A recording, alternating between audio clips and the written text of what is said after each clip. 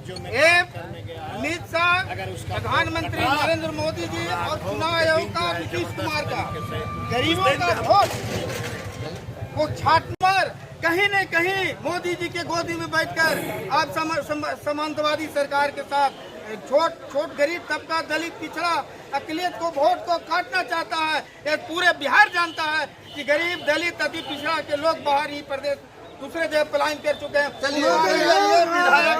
आगाह किया था हमारे दल राष्ट्रीय जनता दल के नेताओं ने, देश के लोगों से एक अपील किया था कि आज देश से मुसलमानों के ऊपर प्रहार हो रहा है। याद रखना, दलित का बेटा, पिछड़ा का बेटा, मुसलमानों के बाद अब तुम्हारी नंबर है। वो स्थिति उत्पन्न हो गई। भाजपा और जेडीयू क्या कहता है उससे हमारे लोग जो समाजवाद को मानते हैं उसको कोई लेना देना नहीं होता है। हम लोग क्या कहते हैं? हमने कहा कि मुसलमान भाई, तुम्हारे तरफ आंख उठा के देखने वाले को आंख निकालेंगे। याद रखना, दलित के भाइयों, पिछड़े के भाइयों, अकलियत के भाइयों, अमित शाह ने क्या कहा था सदन के अंदर कि भीमराव अंबेडकर करते हो। उसी दिन देश को समझ लेना चाहिए था कि जो दल बाबा भीमराव अंबेडकर को सदन में गाली दे रहा है, इसका मतलब है कि देश में कुछ होने वाला है। और वही स्थिति उत्पन्न हो गई। बिहार से तमाम नौजवान, चाहे वो दलित का बेटा हो, पिछड़ा का बेटा हो, अकलियत का बेटा हो, दूसरे राज्यों में काम करने गया है। 4 करोड़ लोग दूसरे राज्यों में काम कर रहे हैं नौजवान। 1 महीना के अंदर वो नौजवान दूसरे राज्यों से आएगा, अपने वोटर को सेटिस्फाई कैसे कर सकता है?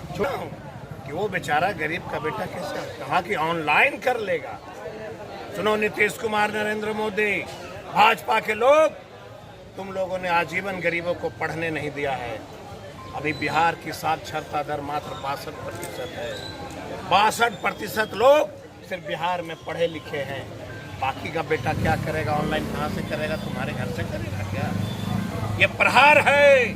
पहले मुसलमानों पे हुआ, अब दलितों और पिछड़ों पे प्रहार है। इसलिए मैं सबको आगाह कर रहा हूँ, जीतन राम मांझी जी, चिराग बाबू, आने वाला समय में किसी गली में एक जगह नहीं मिलेगा। तुम लोगों ने दलितों को छुड़ा धोखा है।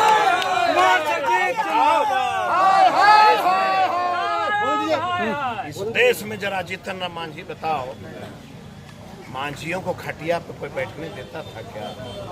पासवानों को, रविदासों को कोई पहनने देता था कपड़ा?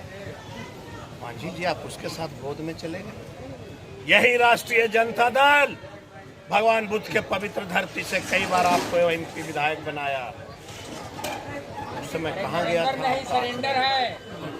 इसलिए ये दलित देख रहा है, आने वाला समय में इसका जवाब मिलेगा।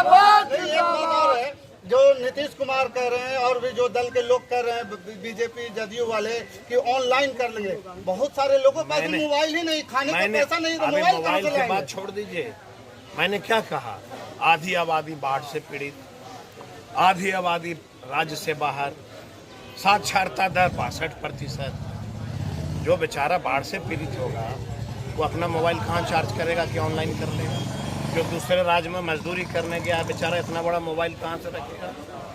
इसलिए मैं बिहार के तमाम देश के दलितों को आगाह करता हूँ कि जिस दिन अमित शाह ने सदन में बाबा भीमराव अंबेडकर को अपमानित किया, उस दिन देश को जाग जाना चाहिए था कि ये सारे लोग बाबा भीमराव अंबेडकर के सपनों को मिटाने का प्रयास कर रहा है। अब सब जाग गया है। बाबा साहब अम्बेडकर का सपना नहीं मिटेगा और देश में एक बड़ी आंदोलन खड़ी जा रहा है। अभी मैं पत्रकार के साथियों को क्या कहा, सदन के अंदर भीमराव भीमराव भीमराव करते हो, उसी दिन लोग जागरूक हो गए थे कि हम लोगों को वोट से वंचित करेगा।